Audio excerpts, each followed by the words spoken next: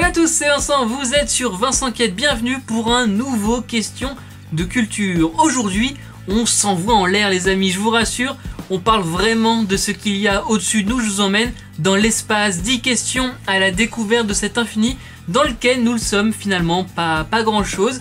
10 questions sur les chiffres, les lieux et les conséquences, et oui, de l'espace. Je vous promets qu'ensemble, on va découvrir plein de choses. N'oubliez pas que vous pouvez liker et partager cette vidéo et vous abonner à la chaîne sans oublier la petite cloche pour ne rien manquer. Si vous êtes prêts, je le suis aussi. Place à la première question. Quel âge a la Terre? 4 milliards d'années, 4,5 milliards d'années, 5 milliards d'années, 6 milliards d'années.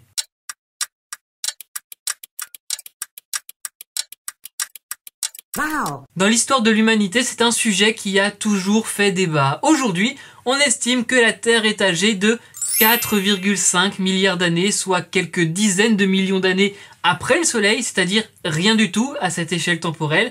En fait, c'est grâce à l'exploration de la Lune que l'on est arrivé à cette datation. Avant, il y avait eu un âge différent grâce à la radioactivité, c'était dans les années 60. On donnait alors l'âge de la Terre à 2 milliards d'années. Et au début de notre ère, à l'an 0, on estimait que la planète avait été formée 5500 ans avant. On a donc bien évolué. Quand sont disparus les dinosaures? Il y a 46 millions d'années, 56 millions d'années, 66 millions d'années, 76 millions d'années. Vous me direz si c'est votre cas, mais les dinosaures, c'est pour beaucoup des souvenirs d'enfance avec des livres et des figurines notamment. C'est aussi des films au cinéma, je crois qu'on les connaît pour beaucoup. Mais oui, les dinosaures, c'était une réalité qui a pris fin il y a 66 millions d'années. La cause, un astéroïde large de 12 km qui s'est écrasé au sud-est du Mexique. Conséquence, 75% de la vie terrestre est morte, dont nos amis, les dinosaures. En gros, l'astéroïde a frappé une sorte de réserve de poudre, la suie a gagné le ciel, bloquant le soleil, la température a chuté et les dinosaures et les autres formes de vie terrestre sont morts. Combien de kilomètres séparent la Terre et la Lune? 390 000 km, 400 000 km, 420 000 km, 450 000 km. La Lune, vous le savez les amis, c'est le seul satellite naturel de la Terre. Et elle est située à environ 390 000 km de nous. D'ailleurs, pour être très précis, elle se situe entre 356 000 et 400 000 km de nous, car l'axe de rotation n'est pas parfaitement droit. Laquelle de ces planètes est une planète gazeuse? Vénus, Terre, Mars, Jupiter.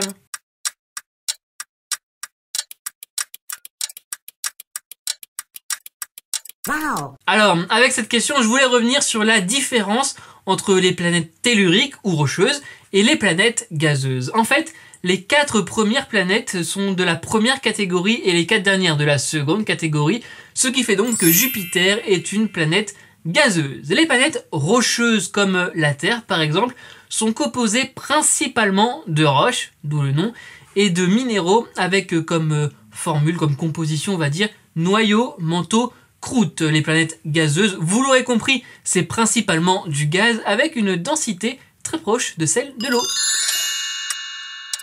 Laquelle de ces planètes a le plus petit diamètre? Neptune, Uranus, Saturne, Jupiter.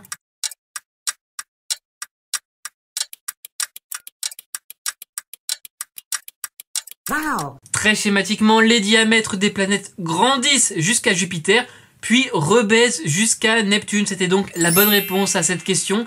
49 244 km. Voilà, pour être précis, c'est le diamètre de Neptune contre 139 820 km pour Jupiter. Et oui, c'est beaucoup.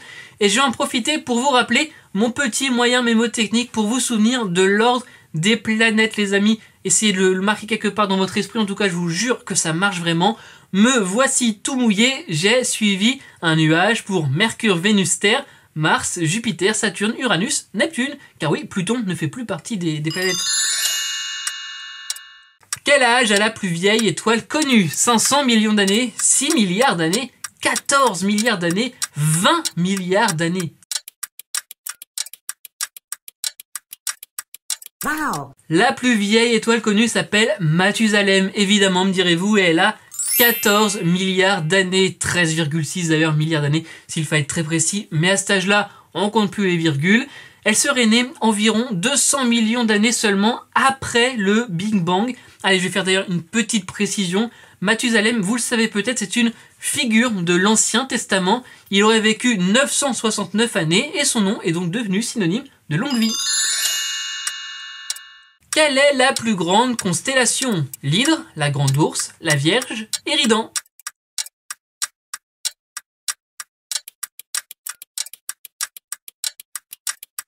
Wow. Une constellation, c'est en fait un groupe d'étoiles qui fait apparaître une figure reconnaissable. Il en existe 88 de répertoriés et la plus grande, c'est celle de l'Hydre. Allez, pour la petite précision, j'aime vous donner des infos en plus. La Grande Ourse, c'est la plus grande constellation du ciel boréal. Combien y aurait-il de galaxies dans l'univers? 60 milliards, 500 milliards, 2000 milliards, 5000 milliards.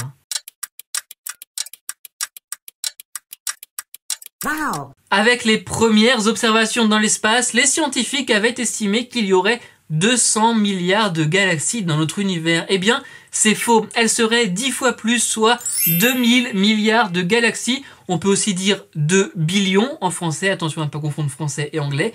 2000 milliards de galaxies. Clairement, on ne se rend pas compte de ce que ça représente. Surtout quand on sait que chacune de ces galaxies contient entre 100 et 200 milliards de planètes et d'étoiles. Bref, l'univers, c'est très grand.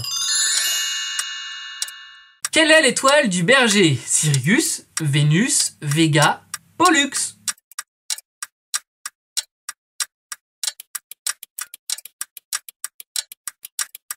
Wow. En fait, l'étoile du Berger, ce n'est pas une étoile, non, c'est une planète et c'est Vénus. Mais pourquoi est-ce qu'on l'appelle comme ça? Allez, petit retour dans le passé. Dans l'Antiquité, les bergers guettaient l'apparition de la première étoile à la tombée de la nuit et la disparition de la dernière étoile au lever du jour. Et cette étoile, c'était l'étoile du Berger, Vénus. Quant aux 3 autres propositions, ce sont parmi les étoiles les plus brillantes.